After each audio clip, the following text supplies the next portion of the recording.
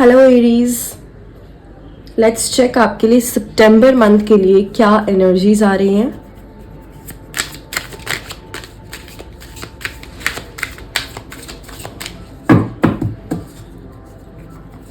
I hope आपका सितंबर का month काफ़ी खुशियों से भरा रहे और आपकी सारी विशेस पूरी हो।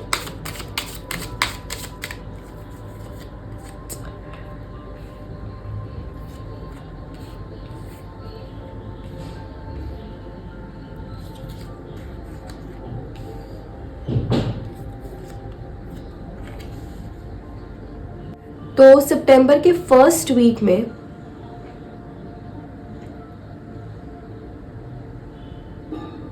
आप बेसिकली अपना इमोशनल बैगेज अगस्त से ही सितंबर में लेकर जा रहे हो, इसीलिए आपका जो फर्स्ट वीक रहेगा वो थोड़ा सा लेजीनेस से भरा हुआ रहेगा और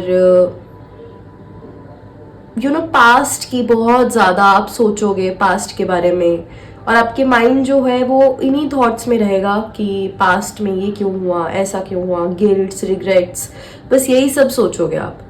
तो ये जो इसकी जो वजह है ये यही है कि आपने अगस्त में खुद को हील नहीं किया है, जिसकी वजह से आप यही चीज़ सितंबर में भी लेकर जा रहे हो। दूसरा, यहाँ पर आपको थोड़े से ना अपने मेथड्स को बदलने की ज़रूरत है। जैसे अगर कोई एग्ज़ाम दे रहा है और उसके एग्ज़ाम्स क्लियर नहीं हो रहे हैं, तो आपका जो पढ़ाई का तरीका है, जो आपने प्लान करा है, जो आपने रूटीन बनाई है, वो आपके लिए सही नहीं है, वो आपके लिए सूटेबल नहीं है।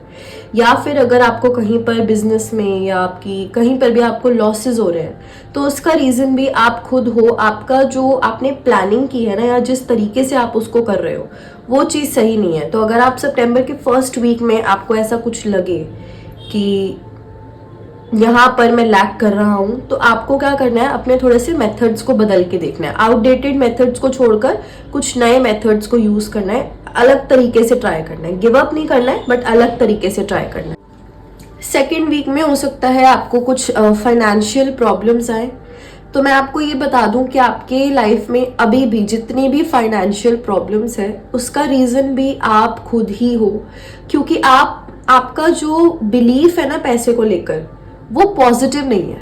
आपको एक ग्रैटिट्यूड शो करने की ज़रूरत है, चाहे पैसे के लिए, चाहे अपनी लाइफ के लिए।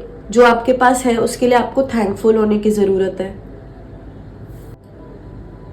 और रिलेशनशिप वाइज आप लोग अपनी रिलेशनशिप को हील कर सकते हो। अगर कहीं पर भी कुछ भी प्रॉब्लम आ रही है, तो वो प्रॉब्लम जो है वो आपके पास्ट की वजह से है, क्योंकि आपने पास्ट में कुछ ऐसी गलतियां की हैं, या फिर आपके पार्टनर ने कुछ ऐसी गलतियां की हैं जो अभी भी आप दोनों अपने मन में लेकर घूम रहे हो। और जब तक आप दोनों उससे ऊपर नहीं आओगे, तब तक आप आगे आराम से वो जो एक प्रॉपर रिलेशनशिप होती है अंडरस्टैंडिंग के साथ, वो आप कर ही नहीं पाओगे। तो आपको सेकेंड वीक में या तो फॉरगिव करना है, या तो माफ करना है, या फिर माफी मांगनी है। ठीक है? So either you have to forgive और you have to ask for forgiveness. तो ये चीज आपको सेकेंड वीक में अगर आप करोगे, तो ये आपके रिलेशनशिप के लिए काफी बेनिफिशियल रहेगी। उसके बाद थर्ड वीक में आप लोग थोड़ा सा सॉलिट्यूड में रहोगे। ठीक है? थोड़ा सा ना अलग ही रहोगे और अकेला रहना पसंद करोगे। उसका रीजन ये है कि आप लोग ये समझना शुरू हो जाओगे कि आप जहां अभी हो वो जगह आपके लिए है ही नहीं। आप उससे बहुत ऊपर हो, आप उससे बहुत ज्यादा हो। जो चीज आप आज तक समझ नहीं पाए थे, वो चीज अब आप समझ गए हो थर्ड वीक में। इसीलिए आप खुद को एक टाइम दोगे, खुद के साथ बैठने का टाइम दोगे, ये सोचने का टाइम दोगे कि अभी तक मैंने क्या किया है और आगे मुझे क्या करना चाहिए। बेसिकली आपकी एनलाइटमेंट हो जाएगी थर्ड वीक तक। ठीक है? और उसके बाद फोर्थ वीक में एज यू कैन सी एक जर्नी शुरू होगी आपकी, एक नई जर्नी, एक रीबर्थ आपका शुरू होगा, जो कि एक बहुत एडवेंचरस जर्नी पर आपको लेकर जाएगा। और जिस जर्नी का जो एंड है वो आप देख ही सकते हो, एंड काफी ब्यूटीफुल रहने वाला है।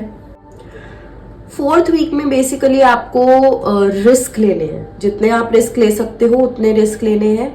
एडवेंचर करना है आपको अपनी लाइफ के साथ। अब लाइफ में एडवेंचर मतलब आपको, जैसे अगर आप बिजनेस में हो तो बिजनेस में आप रिस्क लो, ठीक है, आपको उसका प्रॉफिट ही मिलेगा, उसका नुकसान नहीं होगा। और थोड़े से ना लाइफ को लेकर क्यूरियस रहो।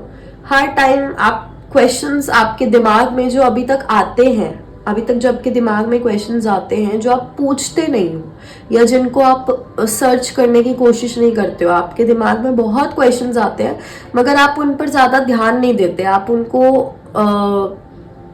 इतना ज्यादा वैल्यू नहीं करते हो, आपको लगता है कि ठीक है ऐसे ही आ रहे हैं कोई बात नहीं।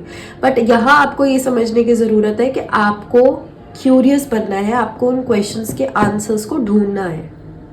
और रिलेशनशिप वाइज भी आपको अच्छे से कम्युनिकेशन करनी है और अपनी रिलेशनशिप को आप कितनी डेप्थ तक लेकर जा सकते हो और क्या क्या इनोवेटिव चीजें कर सकते हो वो आपको सोचने की जरूरत है। आप जो भी आप जिसके साथ भी हो उसके साथ आप क्या एंड सोच रहे हो, क्या एक कंक्लूजन सोच रहे हो, ये सब आपको सोचने की जरूरत है। और अगर आपको लग रहा है कि आप वो चीज सोच ही नहीं पा रहे हो, आप कोई एंड या आप कोई अच्छा कंक्लूजन नहीं सोच पा रहे हो, तो फिर आपको ये सोचने की जरूरत है कि क्या आप एक सही इंसान के साथ हो या नहीं हो। तो आपके जो सितंबर के फर्स्ट 2 वीक्स हैं वो थोड़े से थोड़ी लो एनर्जी, लो वाइब्स के साथ जाएंगे और 3rd वीक में आप खुद ही अकेला रहना पसंद करोगे क्योंकि आप एक सेल्फ इवैल्यूएशन करने लग जाओगे। और 4th वीक आपका काफी अच्छा जाने वाला है, आपको लाइफ के बारे में बहुत कुछ समझ आ जाएगा, आपको ये समझ आ जाएगा कि आपको फ्यूचर में क्या करना चाहिए, आपको एक क्लैरिटी मिल जाएगी। Okay, so that's it for you Aries. I hope ये रीडिंग आपसे रेजोनेट हो। I meet you in the next reading. Till then bye bye.